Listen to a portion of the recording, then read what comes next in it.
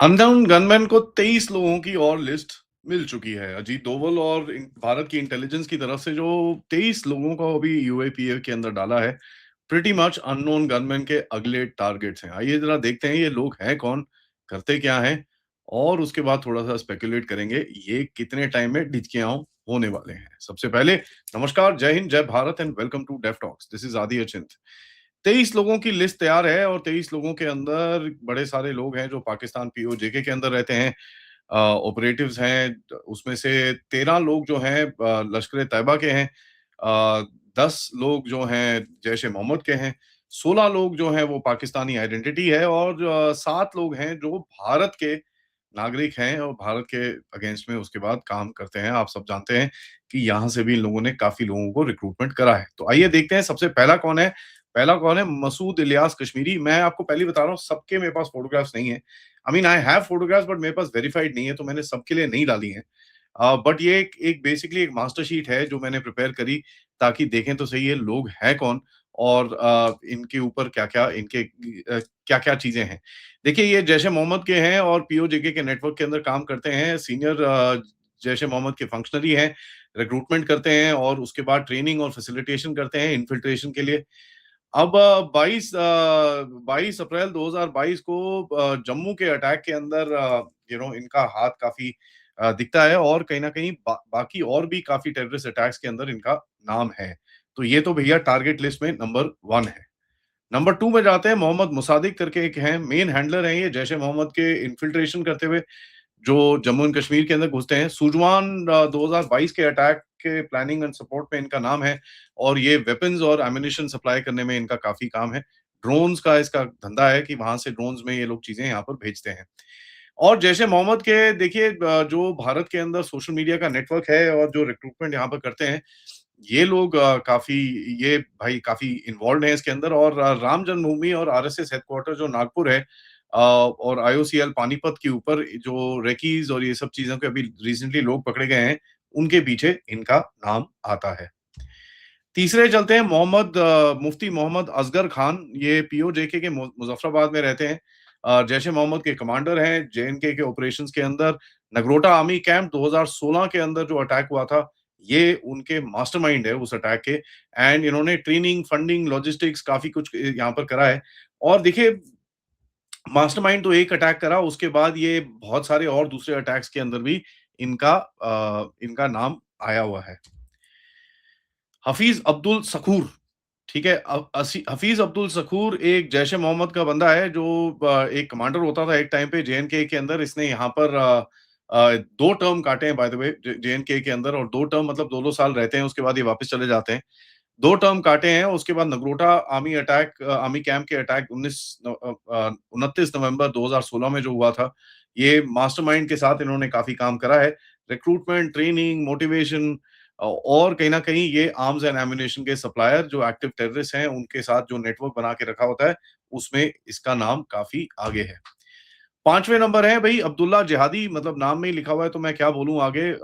जैश-ए-मोहम्मद का टेररिस्ट है, Nagrota army camp के अंदर इन्वॉल्व था, मल्टीपल जेईएम कैंप्स के अंदर ये ट्रेनिंग करता है और काफ़ी अटैक्स के पीछे इसका नाम आया हुआ है, जो एक फैसिलिटेटर के नाम पे इसने काफ़ी काम करा है।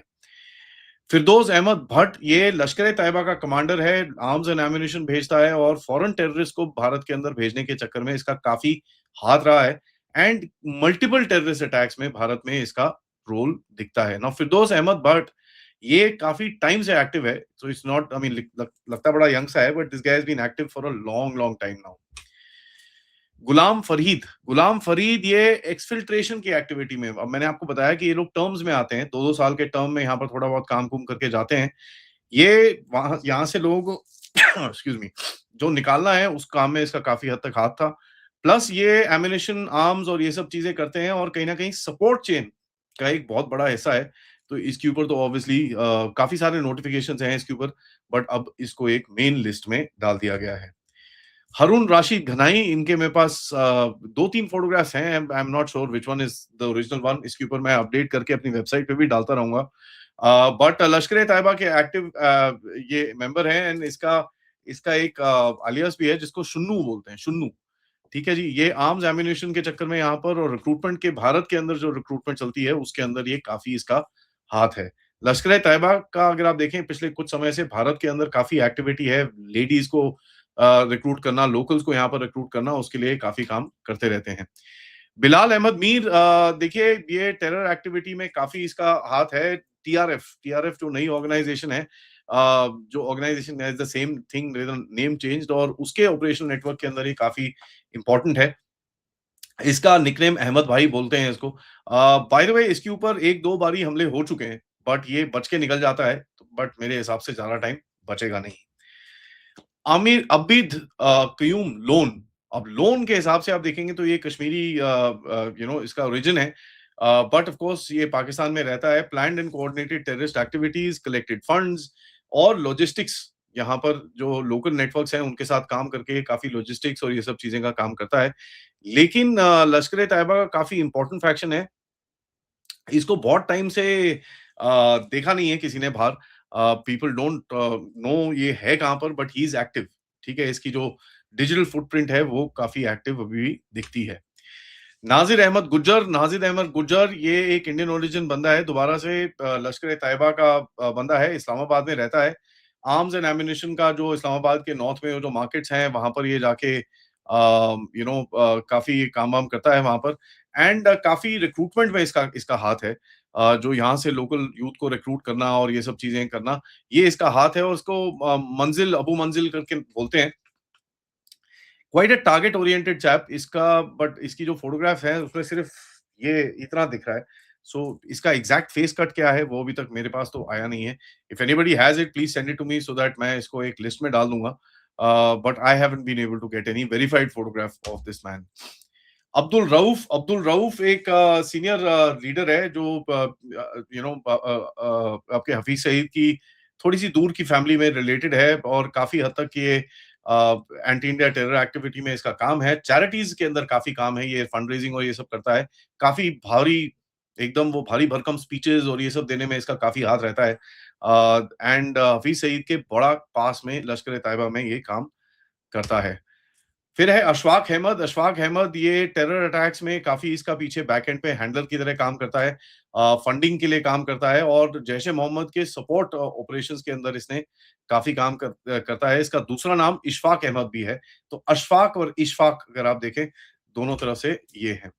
खालिद वलीद वजी वलीद हफ़ीज़ खालिद वलीद ये हफीज सईद का देखिए ये फैमिली का इसका सन इन लॉ है क्या है और जमात उद दावा का ये बहुत बड़ा पुराना बंदा है। This is not a new chap and ये हफीज सईद के बड़ा पास रहता है। He doesn't leave his side and कहीं ना कहीं 2016 में पैरमपोर सीआरपीएफ के कन्वॉय पे जो अटैक हुआ था ये उसका है और ये काफी हद तक एक मास्टरमाइंड है।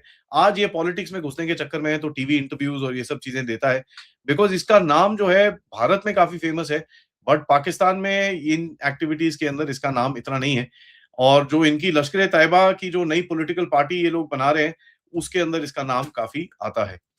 मौलाना इमदाद उल्लाह मक्की, मक्की एक सरनेम अगर आप देखें इसको इमदाद भाई और मक्की मक्की करके बोलते हैं। मक्की का अगर आप देखें काफ़ी हद तक जैश-ए-मोहम्मद का काफ़ी बारी इसका नाम उठा है और कहीं न कहीं कमांड सिस्टम में ये काम करता है।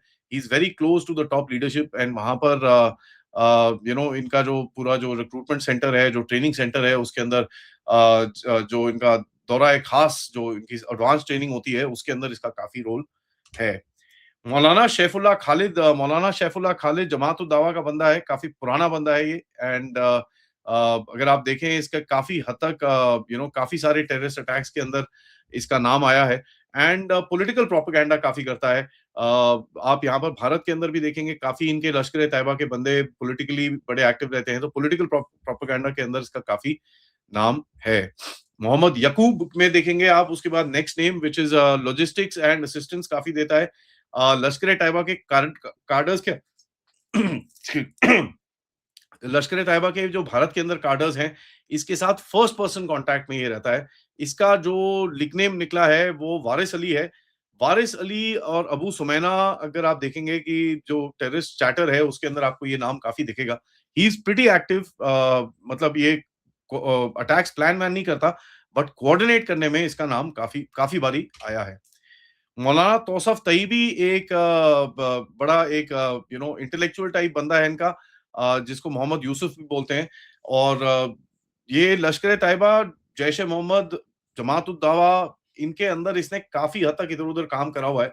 ही इज बोलते हैं ना, सरमन्स देना, ये करना वो करना, इसका बड़ा पॉपुलर वो चीज है। And he does that quite often. और भारत के अगेंस्ट में जो एक्टिविटीज हैं इसके अंदर, ऑब्वियसली ये काफी एक्टिव है।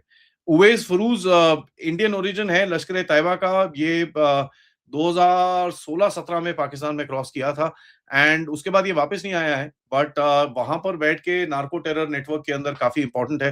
एंड कहीं ना कहीं अगर इसके यहाँ पर जो फैमिली मेंबर्स हैं, इसके ऊपर भी काफी कार्रवाई की गई है, इसका घर वर ले लिया है, काफी कुछ हुआ है इसके ऊपर। But this guy is still missing.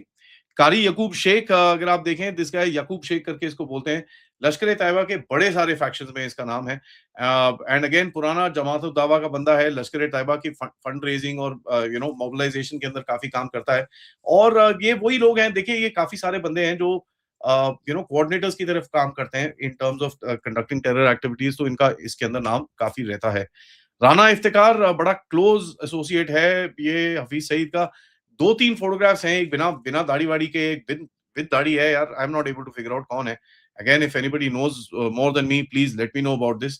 And ये टेररिस्ट की वेलफेयर के ऊपर काफी काम करता है कि भैया भाई किस आपको खाना मिल गया टेररिस्ट को, यहाँ पर कौन नेटवर्क है जो यहाँ पर ओजीडब्ल्यूज हैं, उसके साथ इसका काफी हद तक कांटेक्ट है।